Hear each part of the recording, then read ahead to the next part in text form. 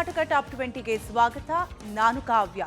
Metro ಪ್ರಯಾಣಿಕರಿಗೆ ಕೊನೆಗೂ ಕೊಂಚ ರಿಲೀಫ್. ಬೇಕಾಬಿಟ್ಟಿ ದರ ಏರಿಸಿದ್ದ ಬಿಎಂಆರ್ಸಿಎಲ್ನಿಂದ ದರ ಇಳಿಕೆಯಲ್ಲಿ ಲೆಕ್ಕಾಚಾರ. ಉದಯಗಿರಿ ಗಲಭೆ ಪೂರ್ವ ನಿಯೋಜಿತಾನ. ಎಫ್ಐಆರ್ನಲ್ಲಿ ಬಯಲಾದ ಭಯಾನಕತೆ ಏನು? ಪೊಲೀಸರು ಎಫ್ಐಆರ್ ಹಾಕೋಕೆ ವಿಳಂಬ ಮಾಡಿದ್ರ? ಎಲ್ಲವನ್ನು ನೋಡೋಣ ಕರ್ನಾಟಕ ಟಾಪ್ 20ಯಲ್ಲಿ. ಮೆಟ್ರೋ ಟಿಕೆಟ್ ದರ ಏರಿಕೆಯಿಂದ ತತ್ತರಿಸಿರೋ ಪ್ರಯಾಣಿಕರಿಗೆ ಕೊನೆಗೂ ಸ್ವಲ್ಪ ಮಟ್ಟಿಗೆ ರಿಲ್ಯಾಕ್ಸೇಷನ್ ಸಿಕ್ಕಿದೆ. ಸಿಎಂ ಸಿದ್ದರಾಮಯ್ಯ ಸೂಚನೆ ಬೆನ್ನಲ್ಲೇ 90% 100% ದರ ಹೆಚ್ಚಳವಾದ ಕಡೆ ಪರಿಷ್ಕರಣೆ ಮಾಡುವುದಾಗಿ ಬಿಎಂಆರ್ಸಿಎಲ್ ಎಂಡಿ ಮಹೇಶ್ವರ ರಾವ್ ತಿಳಿಸಿದ್ದಾರೆ. ತೀವ್ರ ಜನಾಕ್ರೋಶ ವ್ಯಕ್ತವಾದ ಬೆನ್ನಲ್ಲೇ ಪರಿಷ್ಕರಣೆಗೆ ಮೆಟ್ರೋ ಮುಂದಾಗಿದೆ.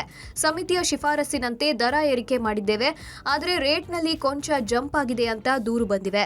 ಅಲ್ಲದೆ ದರ ಪರಿಷ್ಕರಣೆ ಸಿಎಂ ಡಿಸಿಎಂ ಸೂಚನೆ ಕೊಟ್ಟಿದ್ದಾರೆ. ಹೀಗಾಗಿ ಎಲ್ಲೆಲ್ಲಿ 90% 100% ಜಂಪ್ ಆಗಿದೆ ಅಲ್ಲಿ ಬದಲಾವಣೆ ಮಾಡ್ತೀವಿ ಎಂದು ಮಹೇಶ್ವರ ರಾವ್ ಹೇಳಿದ್ದಾರೆ. ಜೊತೆಗೆ ಈಗ ನಿಗದಿತವಾಗಿರೋ ಕನಿಷ್ಠ ಗರಿಷ್ಠ ದರದಲ್ಲಿ ಕಡಿಮೆ ಮಾಡಲ್ಲ, ಸ್ಟೇಜ್ ಬೈ ಸ್ಟೇಜ್ ಅಷ್ಟೇ ಕಡಿಮೆ ಆಗಲಿದೆ ಎಂದು ಸ್ಪಷ್ಟಪಡಿಸಿದ್ದಾರೆ.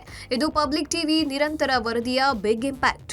We have been able to find out that in cases where the jumps have been more than 100%, 90% ಎಲ್ಲೆಲ್ಲಿ ಜಂಪ್ ಆಗ್ತಾ ಇದೆ, ಬೇಸಿಕಲಿ ಏನಾಗ್ತದೆ ಅಂತ ಹೇಳಿಬಿಟ್ರೆ, ನನ್ನ ಟಿಕೆಟ್ 18 ರೂಪಾಯಿ ನಾವು 40 ರೂಪಾಯಿ ಚಾರ್ಜ್ ಮಾಡ್ತಾ ಇದ್ದು ಕೆಲವು ಜನರು ಆಕ್ರೋಶ ಕೊಡ್ತಾ ಇದ್ದಾರೆ. ಕೆಲವು ಜನರು ಹೇಳ್ತಿದ್ದಾರೆ 18 with card it comes to 36 rupees, ಕೆಲವರು 22 ನಲ್ಲಿ it is gone up to 50 rupees ಅಂತ ಹೇಳಿಬಿಟ್ಟು ಆ ಥರ ಕಂಪ್ಲೇಂಟ್ಸ್ ಬರ್ತಾ ಇತ್ತು. So which basically means that there has been a jump from one stage to the other based on the calculation. So ಈ errors ಎಲ್ಲ correction ಮಾಡಿಕೊಂಡು ನಾವು ನೋಡಿದರೆ we have been able to bring it down by one stage, because we'll be able to at least reduce the jump wherever the cases are happening, and this will be close to about 46% of the commuters ನಲ್ಲಿಗೆ ಸ್ವಲ್ಪ ಏನಾದರೂ relief ನಾವು ಕೊಡಲಿಕ್ಕೆ ಅವಕಾಶ ಸಿಗ್ತಾ ಇದೆ. This will be done without diluting any of the provisions of the recommendations. Metro ದರ ಏರಿಕೆ ಬೆನ್ನಲ್ಲೇ ಬೆಂಗಳೂರಿನಲ್ಲಿ ಜನರು ಬಿಎಂಟಿಸಿಯತ್ತ ಮುಖ ಮಾಡಿದ್ದಾರೆ. ಬಿಎಂಟಿಸಿ ಪ್ರಯಾಣಿಕರ ಸಂಖ್ಯೆ 1 ಲಕ್ಷದಷ್ಟು ಏರಿಕೆಯಾಗಿದೆ. ಪ್ರತಿನಿತ್ಯ 36.62 ಲಕ್ಷ ಇದ್ದ ಬಿಎಂಟಿಸಿ ಪ್ರಯಾಣಿಕರ ಸಂಖ್ಯೆ ಈಗ 37.22 ಲಕ್ಷಕ್ಕೆ ಏರಿಕೆ ಕಂಡಿದೆ. ಅತ್ತ ಮೆಟ್ರೋ ಪ್ರಯಾಣಿಕರ ಸಂಖ್ಯೆಯಲ್ಲೂ ಇಳಿಕೆಯಾಗಿದೆ. ದರ ಏರಿಕೆಯಿಂದ ಪ್ರತಿನಿತ್ಯ 80,000 ಪ್ರಯಾಣಿಕರ ಸಂಖ್ಯೆ ಇಳಿಕೆಯಾಗಿದೆ. ಆದರೂ ಆದಾಯ ಮಾತ್ರ 4 ಕೋಟಿಗೆ ಏರಿಕೆ ಕಂಡಿದೆ. ಇನ್ನು ಮೆಟ್ರೋ ದರ ಏರಿಕೆಗೆ ಪ್ರಯಾಣಿಕರು ಆಕ್ರೋಶ ವ್ಯಕ್ತಪಡಿಸಿದ್ದು 45% ಅಂತ ಹೇಳಿ 100% ದರ ಏರಿಕೆ ಮಾಡಿದ್ದಾರೆ. ಇದರಿಂದ ವಿದ್ಯಾರ್ಥಿಗಳು, ಮಧ್ಯಮ ವರ್ಗದವರಿಗೆ ತುಂಬಾ ಹೊಡೆತ ಆಗುತ್ತೆ ಅಂತ ಕಿಡಿಕಾರಿದ್ದಾರೆ. ಇನ್ನು ದರ ಪರಿಷ್ಕರಣೆ ಪ್ರಕ್ರಿಯೆ ಆರಂಭ ಮಾಡಿದ್ದೇ ರಾಜ್ಯ ಸರ್ಕಾರ ಅಂತ ಸಂಸದ ತೇಜಸ್ವಿ ಸೂರ್ಯ ಆಕ್ರೋಶ ವ್ಯಕ್ತಪಡಿಸಿದ್ದಾರೆ. ಕಳೆದ 3-4 ದಿವಸದಲ್ಲಿ ನಾವು ನೋಡ್ತಾ ಇದೀವಿ, ದಿನಕ್ಕೆ 40-50 ಸಾವಿರ ಜನ ಮೆಟ್ರೋಲ್ ಓಡಾಡೋದು ಕಡಿಮೆ ಆಗಿದೆ. ಮೆಟ್ರೋಲಿ ಜನ ಟ್ರಾವೆಲ್ ಮಾಡೋದನ್ನ ನಾವು ಎನ್ಕರೇಜ್ ಮಾಡಬೇಕು, ಸರ್ಕಾರ ಅದಕ್ಕೆ ಉತ್ತೇಜನ ಕೊಡಬೇಕು. ಈ ಇಡೀ ಪ್ರಕ್ರಿಯೆ ಶುರುವಾಗಿದ್ದು ರಾಜ್ಯ ಸರ್ಕಾರ ಈ ಪ್ರಾಸೆಸ್ ಅನ್ನ ಇನಿಷಿಯೇಟ್ ಮಾಡಿದ್ರಿಂದ. ರಾಜ್ಯ ಸರ್ಕಾರ ಈ ಫೇರ್ ಫಿಕ್ಸೇಷನ್ ಕಮಿಟಿ ಸರಿ ಕೆಲಸ ಮಾಡಿಲ್ಲ, ಅನ್ಸೈಂಟಿಫಿಕ್ ಆಗಿರುವಂತಹ ಪ್ರಪೋಸಲ್ ಕೊಟ್ಟಿದ್ದಾರೆ. ಇದನ್ನ ಮತ್ತೆ ಪರಿಷ್ಕರಣೆ ಮಾಡಲಿಕ್ಕೆ ಮತ್ತೊಂದು ಫೇರ್ ಫಿಕ್ಸೇಷನ್ ಕಮಿಟಿಯನ್ನ ಮಾಡಿ ಅಂತ ಹೇಳಿ ರಚನೆ ಮಾಡಿಸುವಂತದ್ದೇ ಇದಕ್ಕಿರುವಂತಹ ಸೊಲ್ಯೂಷನ್. ಅದನ್ನ ಮಾಡಬೇಕು.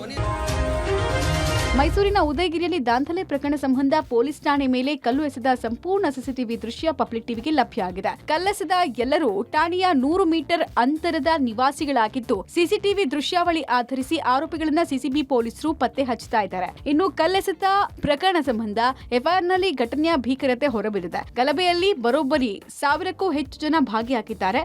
1,000 ಯುವಕರ ಗುಂಪು ಉದಯಗಿರಿ ಪೊಲೀಸ್ ಠಾಣೆ ಬಳಿ ಜಮಾಯಿಸಿದ್ರು. ಅವರೆಲ್ಲ ಪೊಲೀಸ್ ಠಾಣೆ ಮತ್ತು ಪೊಲೀಸರ ಮೇಲೆ ಮನಬಂದಂತೆ ಕಲ್ಲು ತೂರಾಟ ನಡೆಸಿದ್ರು. ರಾತ್ರಿ 8:30ಕ್ಕೆ ಠಾಣೆ ಬಳಿ ಜಮಾಯಿಸಿದಂತಹ ಮುಸ್ಲಿಂ ಯುವಕರು ಆರೋಪಿಯನ್ನ ನಮ್ಮ ವಶಕ್ಕೆ ಕೊಡಿ ಅಂತ ಕೂಗಾಡಿದ್ರು. ಬಳಿಕ 9:15ಕ್ಕೆ ಏಕಾಏಕಿ 1000 ಮುಸ್ಲಿಂ ಯುವಕರು ಜಮಾವಣೆಯಾಗಿ ವಾಹನ ಸಂಚಾರಕ್ಕೆ ಅಡ್ಡಿ ಮಾಡಿ ಪೊಲೀಸರ ಮೇಲೆ ಹಾಗೂ ಠಾಣೆಯ ಮೇಲೆ ಕಲ್ಲು ತೂರಾಟ ನಡೆಸಿದ್ರು. ಘಟನೆ ಬಗ್ಗೆ ಎಫ್ಐಆರ್ನಲ್ಲಿ ಭೀಕರತೆ ಹೊರಬಿದ್ದಿದೆ. ಪ್ರಕರಣದಲ್ಲಿ ಬಂಧಿತರ ಸಂಖ್ಯೆ 15ಕ್ಕೆ ಏರಿಕೆಯಾಗಿದೆ. 14 ಜನ ಯುವಕರು ಹಾಗೂ ಓರ್ವ ಅಪ್ರಾಪ್ತನನ್ನ ಬಂಧಿಸಲಾಗಿದೆ. 14 ಜನರಿಗೆ 14 ದಿನಗಳ ನ್ಯಾಯಾಂಗ ಬಂಧನಕ್ಕೆ ಒಪ್ಪಿಸಿದ್ದು, ಬಾಲಕನನ್ನ ಪೊಲೀಸರು ಬಾಲಮಂದಿರಕ್ಕೆ ಕಳುಹಿಸಿದ್ದಾರೆ. ಇನ್ನಷ್ಟು ಜನರಿಗಾಗಿ ಪೊಲೀಸರು ಶೋಧವನ್ನು ಮುಂದುವರೆಸಿದ್ದಾರೆ.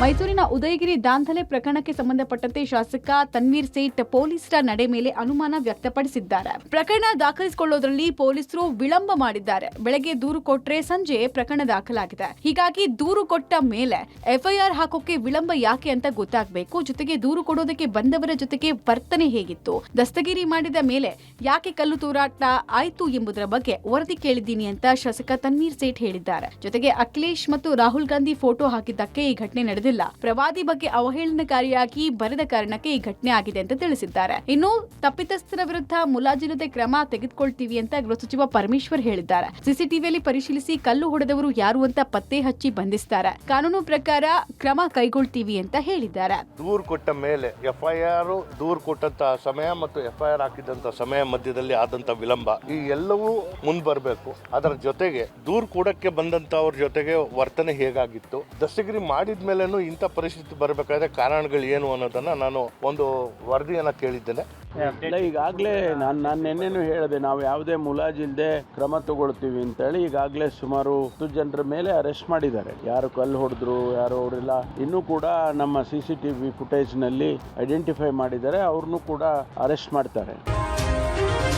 ಉದಯಗಿರಿ ಕಲ್ಲು ತೂರಾಟ ಪ್ರಕರಣ ಸಂಬಂಧ ತಡರಾತ್ರಿ ಪೊಲೀಸ್ ಠಾಣೆಯ ಬಳಿ ಹೈಡ್ರಾಮಾ ನಡೆದಿದೆ. ಪೊಲೀಸರು ಬಂಧಿಸಿದ ಆರೋಪಿಗಳನ್ನ ಬಿಡುವಂತೆ ಪೋಷಕರು ಕಣ್ಣೀರು ಹಾಕ್ತಾ ಅಳಲು ತೋಡ್ಕೊಂಡ್ರು. ಉದಯಗಿರಿ ಪೊಲೀಸ್ ಠಾಣೆ ಮುಂದೆ ಬಂದಿದ್ದ ಮುಸ್ಲಿಂ ಮಹಿಳೆಯರು ಬಳಿಕ ಜೈಲಿನ ಬಳಿ ಜಮಾವಣೆಯಾಗಿದ್ರು. ಈ ವೇಳೆ ಮಹಿಳೆಯರಿಗೆ ಬುದ್ಧಿ ಹೇಳಿ ವಕೀಲರು ಕಳಿಸಿದ್ರು. ಅಮಾಯಕರಿಗೆ ತೊಂದರೆ ಕೊಡಬೇಡಿ ಅಂತಷ್ಟೇ ಪೊಲೀಸರಿಗೆ ಮನವಿ ಮಾಡಿದ್ದೀನಿ ಅಂತ ತಿಳಿಸಿರುವ ಶಾಸಕ ತನ್ವೀರ್ ಸೇಠ್, ಕೆಲವರನ್ನ ದಸ್ತಗಿರಿ ಮಾಡಿದ ತಕ್ಷಣ ಪೋಷಕರು ಅಳಲು ತೋಡ್ಕೊಳ್ತಾ ಇದ್ದಾರೆ. ಈ ಕಾರಣದಿಂದ ವಕೀಲರ ತಂಡ ರಚನೆ ಮಾಡಲಾಗಿದೆ ಅಂತ ಹೇಳಿದ್ರು. ನೋಡಿ, ನನಗೆ ಯಾರನ್ನ ದಸ್ತಗಿರಿ ಮಾಡ್ಯಾರ ಅನ್ನೋದು ನನ್ನ ಮಾಹಿತಿ ಇಲ್ಲ. ಪೊಲೀಸ್ ಇಲಾಖೆ ತನ್ನ ಕೆಲಸ ಮಾಡುವಂತದಕ್ಕೆ ಮುಕ್ತವಾದಂತ ಅವಕಾಶ ಇದೆ. ನಾನು ಕೇವಲ ಅವ್ರಿಗೆ ಸೂಚನೆ ಕೊಟ್ಟಿರುವಂತದ್ದು ಅಮಾಯಕರಿಗೆ ತೊಂದರೆ ಆಗಕೂಡದು. ಮಿಕ್ಕಿದ್ ಏನ್ ಮಾಡಬೇಕು ಅದ್ ಮಾಡಲೇಬೇಕು. ಪರಿಸ್ಥಿತಿನ ನಾವು ನಿರಂತರ ಮಾಡುವಂತದಕ್ಕೆ ಎಲ್ಲಾ ಕ್ರಮಗಳನ್ನ ತಗೊಳಕ್ ಮುಂದಾಗ್ತೀವಿ. ಕಲ್ಲು ತೂರಾಟದ ಬಗ್ಗೆ ಮೈಸೂರಿನ ಉದಯಗಿರಿ ಪೊಲೀಸರು ದಾಖಲಿಸಿರುವ FIR ಬಗ್ಗೆ ಕಾಂಗ್ರೆಸ್ ವಕ್ತಾರ ಎಂ ಲಕ್ಷ್ಮಣ್ ತಕರಾರು ತೆಗೆದಿದ್ದಾರೆ. 1,000 ಜನರು ಇರುವುದಕ್ಕೆ ದಾಖಲೆ ಏನಿದೆ ಅಂತ ಪ್ರಶ್ನಿಸಿರುವ ಎಂ ಲಕ್ಷ್ಮಣ್ 1,000 ಜನರು ಸೇರಿ ಕಲ್ಲು ಹೊಡೆದಿದ್ದಾರೆ. ಜನ ಅಲ್ಲಿ ಸೇರಬಾರದು ಎಂಬುದಕ್ಕೆ ಅವತ್ತೇನಾದರೂ ನಿಷೇಧಾಜ್ಞೆ ಇತ್ತಾ ಅಂತೇಳಿ ಆಕ್ರೋಶ ವ್ಯಕ್ತಪಡಿಸಿದ್ದಾರೆ. ಅಲ್ಲದೆ ಪೊಲೀಸರು ಒನ್ ಸೈಡ್ ಮಾಡ್ತಿದ್ದಾರೆ. ವಿವಾದಿತ ಪೋಸ್ಟ್ ಅನ್ನು ಹಂಚಿಕೊಂಡ ಆರೋಪಿ ಸುರೇಶ್ ಒಬ್ಬ RSS ಕಾರ್ಯಕರ್ತ. ಉದಯಗಿರಿ ಗಲಾಟೆಗೆ RSSನವರೇ ಕಾರಣ ಅಂತೇಳಿ ಆರೋಪಿಸಿದ್ದಾರೆ.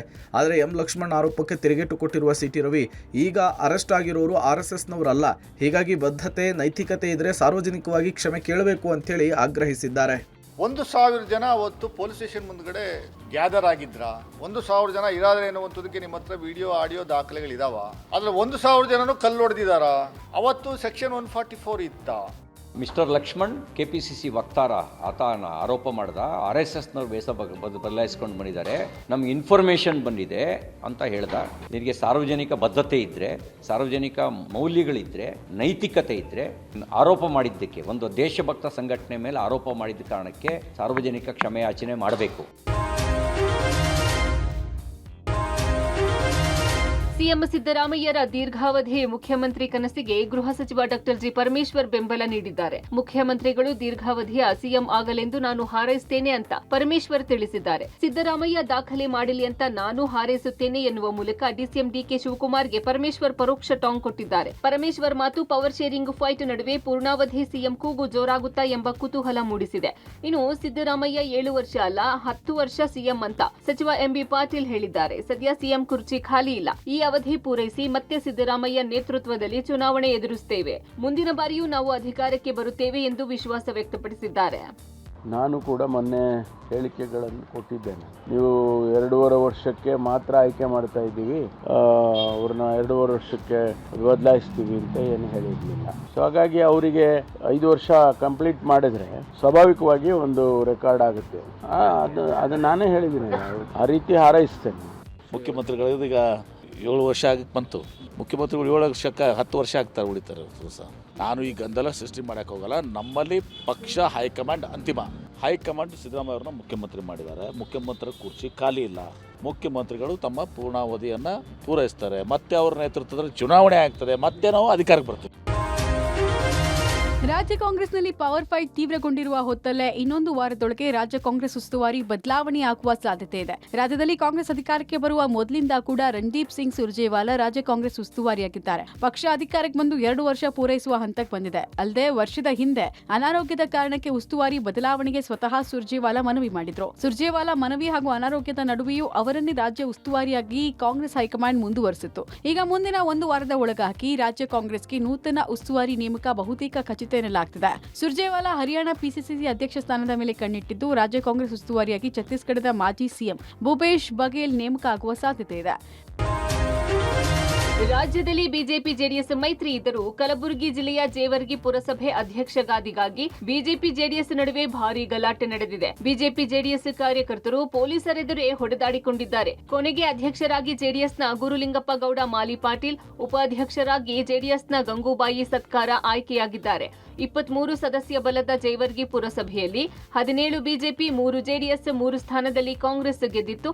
ಆದರೆ ಕೊನೆ ಘಳಿಗೆಯಲ್ಲಿ 7ಕ್ಕೂ ಹೆಚ್ಚು ಬಿಜೆಪಿ ಸದಸ್ಯರು ಜೆಡಿಎಸ್ಗೆ ಬೆಂಬಲ ನೀಡಿದ್ದರು. ಈ ವೇಳೆ ಗಲಾಟೆ ನಡೆದಿದ್ದು ಪರಸ್ಪರ ಹೊಡೆದಾಡಿಕೊಂಡಿದ್ದಾರೆ.